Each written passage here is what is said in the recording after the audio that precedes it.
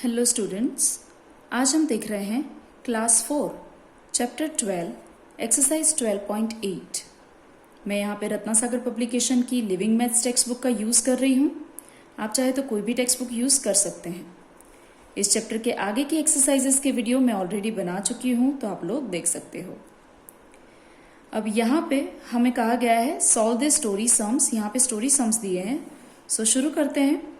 First question कुछ ऐसा है, the world book fair started on 5 जनवरी इन दिल्ली। यानी कि दिल्ली में वर्ल्ड बुक फेयर स्टार्ट हुआ है जिसकी स्टार्टिंग डेट है 5 जनवरी।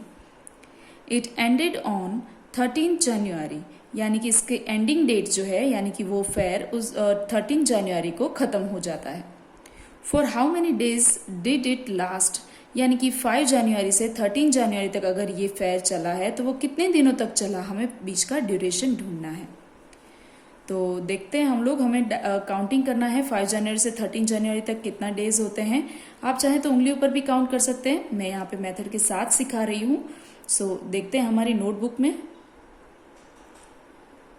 सो यहाँ पे है हमारी नोटबुक जिसमें मैंने कुछ बेसिक चीज़ें लिख के रखी है क्वेश्चन में से। जैसे कि हमसे कहा गया है starting date is 5th January and ending date is 13th जनवरी।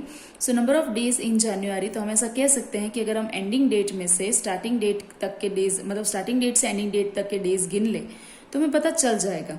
तो स्टार्टिंग डेट हमारी 5 है, एंडिंग डेट 13 है, तो मैं 13 में से स्टार्टिंग डेट मैं माइनस करूंगी, लेकिन हम स्टार्टिंग डेट से अगले वाला डे माइनस करेंगे। क्यों? क्योंकि स्टार्टिंग डेट तो हमें गिननी है, तो हम 5 की जगह पे 4 माइनस करेंगे। तो 13 माइनस 4 यानी कि 9 डेज, यानी कि ये फेयर जो है वो कुछ 9 डेज चला होगा। आप चाहें तो उंगलियों पे भी काउंट कर सकते हैं। जैसे कि अगर हम यहाँ पे बात करें कि 5th जनवरी से आप स्टार्ट करते हैं और हमें यहाँ पे उंगलियों पे काउंटिंग करना है तो भी हो जाएगा कुछ इस तरीके से। सपोज मुझे यहाँ पे कहा गया है 5th जनवरी, तो 5th जनवरी 6, 7, 8, 9, 10, 11, 12 एंड 13। तो यहाँ पे मेरे 9 डेज हो जाएंगे। आप चाहे तो काउंट कर सकते हैं, टोटल 9 डेज हो जाएंगे। ओके, तो मैं यहाँ पे 9 डेज ये ड्यूरेशन है ऐसा लिख सकती हूँ। लेकिन बाद में जब ड्यूरेशन लंबा होता है तब हम उंगलियों पे काउंट नहीं कर पाते हैं, इसलिए ये मेथड हमारे लिए ईजी हो जाती है। तो हमने यहाँ पे लास्ट आंसर लिखना है, so the fair lasted for 9 days. Okay, इस तरह से हमारा क्वेश्चन यहाँ पे कंप्लीट हो जाएगा। सेम इसी तरीके से देखते हैं नेक्स्ट क्वेश्चन, जिसके लिए हम टेक्स्ट बुक में देखेंगे। सो यहाँ है हमारा क्वेश्चन 2, जिसमें हमसे कहा गया है Ahmed reached Chennai on the morning of 19 October. यानी कि अहमद चेन्नई पहुंच गया है 19 अक्टूबर की मॉर्निंग में ही, यानी कि 19 अक्टूबर को वो चेन्नई में है। ही लेफ्ट चेन्नई ऑन 5 नवंबर, यानी कि चेन्नई उसने छोड़ा 5 नवंबर को। How long did he stay in Chennai, तो ये चेन्नई में उसके रुकने का जो समय है, मतलब जो टाइमिंग है, वो कितने डेज का रहा होगा। यानी कि 19 अक्टूबर से 5th नवंबर के डेज हमें काउंट करने हैं। तो हम लोग यहाँ पे अपनी नोटबुक में सॉल्व करेंगे। सो यहाँ पे है हमारा क्वेश्चन, जिसमें मैंने कुछ बेसिक चीज़ें लिख के रखी है। अहमद रीच्ड चेन्नई वाला क्वेश्चन है, स्टार्टिंग डेट है 19 अक्टूबर, एंडिंग डेट है 5th नवंबर। ओके, तो नंबर ऑफ डेज इन अक्टूबर, हमें अक्टूबर के डेज काउंट करने पड़ेंगे क्योंकि फर्स्ट मंथ अक्टूबर है। देन मंथ चेंज हो जा रहा है, तो हमें अक्टूबर और नवंबर दोनों के डेज काउंट करने पड़ेंगे। अक्टूबर में स्टार्टिंग डेट 19 है, अक्टूबर का लास्ट डे होता है 31, यानी कि टोटल डेज अक्टूबर के हो जाते हैं 31। लेकिन क्योंकि 19 से वो चेन्नई पहुंच गया था, इसलिए हम 19 से अगले वाले डे यानी कि 18 को माइनस करेंगे, तो 31 माइनस 18 यानी 13 डेज हमारा आंसर आ जाएगा। ओके, 13 डेज हो गए अक्टूबर के। अब हमें नंबर ऑफ डेज इन नवंबर, यानी नवंबर के डेज भी हैं। 5 नवंबर तक हमारा अभी तक वो चेन्नई में ही था, तो नवंबर के डेज कितने हो जाएंगे, तो 5 days. Okay, and then total days, यानी कि कुछ डेज वो अक्टूबर के रुका और कुछ नवंबर के, तो टोटल डेज कितने हो गए, तो 13 + 5 = 18 डेज। यानी कि जो अहमद है वो चेन्नई में 18 डेज तक वहीं पे था। तो हम अगर लास्ट आंसर कुछ इस तरह से लिख पाए तो so he stayed for 18 days in Chennai. Okay, तो इस तरह से मेरा ये क्वेश्चन भी सॉल्व हो जाएगा। देखते हैं नेक्स्ट क्वेश्चन हमारी टेक्स्ट बुक में। यहाँ पे है हमारा थर्ड क्वेश्चन जिसमें हमसे कहा गया है calculate the number of days Ritu spent with her grandmother if she was with her from 15th August to 7 September. यानी कि रितु जो है वो अपनी ग्रैंड मदर के साथ थी कुछ दिनों तक, ये उसने अपने कुछ दिन ग्रैंड मदर के साथ बिताए हैं, जहाँ पे वो 15 अगस्त से 7 सितंबर तक अपने ग्रैंड मदर के साथ थी। तो हमें वो डेज काउंट करने हैं। 15 अगस्त से 7 सितंबर तक के हमारा टाइम ड्यूरेशन हमें काउंट करना है। तो स्टार्टिंग डेट है 15 अगस्त, एंडिंग डेट है 7 सितंबर और सॉल्व करते हैं हमारा सम हमारी नोटबुक में। सो यहाँ दी गई है starting date and ending date. अब हमें कहा गया है कि number of days in August, यानी अगस्त के हमें डेज काउंट करने हैं। तो सबसे पहले अगस्त के 15 डेज हैं, अगस्त के टोटल डेज होते हैं 31। उसमें से मैं जो डे से स्टार्ट हुआ है उससे अगले वाले डेज में माइनस कर दूंगी, यानी कि 14। तो मेरा आंसर कुछ इस तरह से आ जाएगा 17 डेज, राइट। क्योंकि 31 में से अगर 14 माइनस होता है तो हमारा आंसर आ जाएगा 17 डेज। उसके बाद सितंबर मंथ भी है, अगस्त के डेज हमने काउंट कर लिए, सितंबर का एंडिंग जो मतलब सितंबर में 7 डेट को एंडिंग हो रहा है, तो सितंबर के भी कुछ 7 डेज तक वो अपने ग्रैंड मदर के साथ ही थी।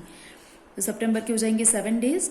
तो टोटल वो कितने डेज रुकी, तो अगस्त के कुछ हो गए 17 प्लस सितंबर के कुछ हो गए 7। तो हम ऐसा कह सकते हैं कि वो कुछ 24 डेज तक अपने ग्रैंड मदर के साथ थी। ओके, तो इस तरह से हम ये सम भी सॉल्व कर लेंगे। अब देखते हैं नेक्स्ट सम हमारी टेक्स्ट बुक में। सो यहाँ है एक्सरसाइज 12.8 का क्वेश्चन नंबर 4, जिसमें कहा है Rohit enrolled for dance classes on 3 मई। यानी कि रोहित ने अपने डांस क्लासेस शुरू किए हैं 3 मई से, यानी उस दिन उसने एडमिशन लिया। द क्लासेस एंडेड ऑन 14 जून। 14 जून को उसके क्लासेस खत्म हो गए। For how long did the course last. तो फिर ये कोर्स कितने दिन तक चला, यानी कि हमें 3 मई से 14 जून तक का टाइम ड्यूरेशन देखना है। तो देखते हैं हमारी नोटबुक में। सो यहाँ मैंने कुछ नोटबुक में लिख के रखा है that starting days 3 May and ending date 14 जून।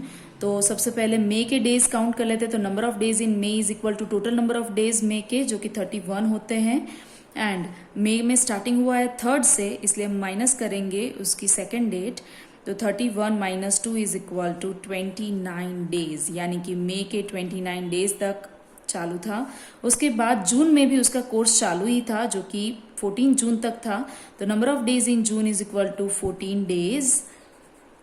अब टोटल नंबर ऑफ डेज हो जाएंगे 29 प्लस 14, तो हमारा आंसर कुछ आ जाएगा 43 डेज, राइट। तो हम ऐसा कह सकते हैं कि so the course lasted for 43 days, यानी कि उसका जो कोर्स है वो 3rd में से 14 जून तक चला, यानी कि 43 डेज तक उसका कोर्स चल रहा था। ओके, अब देखते हैं नेक्स्ट क्वेश्चन इस एक्सरसाइज का। उसके लिए देखेंगे हमारी टेक्स्ट बुक में। सो क्वेश्चन नंबर 5 कुछ ऐसा है, how many days are there from 25 April to 16 June. यानी कि 25 अप्रैल से 16 जून तक कितने डेज होते हैं। यहाँ पे हमें starting date and ending date direct दे दी गई है।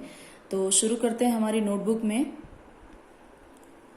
सो यहाँ नोटबुक में मैंने starting date and ending date लिख दी है। सो यहाँ पे अप्रैल से शुरू हो रहा है, तो सबसे पहले हम अप्रैल के डेज काउंट कर लेंगे। अप्रैल के टोटल डेज होते हैं 30 और स्टार्टिंग डेट है 25। तो 25 से अगर हम शुरू करें तो हमारा कुछ हो जाएगा 30 माइनस 24, क्योंकि 25 स्टार्टिंग डेट है तो उससे अगले वाला दिन, यानी कि 24 हम माइनस करेंगे। तो हमारा आंसर आ जाए कुछ 6 डेज। अप्रैल के बाद आता है मई, लेकिन मई में भी एंडिंग डेट नहीं है, तो यानी कि मई पूरा का पूरा हमें काउंट करना पड़ेगा। तो number of days in May is equal to total number of days of May, जो कि होते हैं 31 डेज। ओके, तो मई के 31 डेज आ जाएंगे। And then number of days in June. जून में हमारी एंडिंग डेट है, तो हम एंडिंग डेट को ही हमारे डेज गिन लेंगे, जो कि हो जाएंगे 16 डेज। और अब हमें गिनना है टोटल नंबर ऑफ डेज, जो कि तीनों महीने के डेज का हमें प्लस करना पड़ेगा। तो 6 प्लस 31 प्लस 16, तो हमारा आंसर कुछ आ जाएगा 53 डेज, राइट। तो इस तरह से मेरा आंसर 53 डेज आ जाएगा, यानी कि 25 जून से 16 अप्रैल से 16 जून तक का हमारा जो टाइम ड्यूरेशन हो जाता है 53 डेज। अब यहाँ पे हमारी एक्सरसाइज कंप्लीट हो रही है। आप लोगों को भी सारे सम्स की प्रैक्टिस करनी है। Thank you everyone.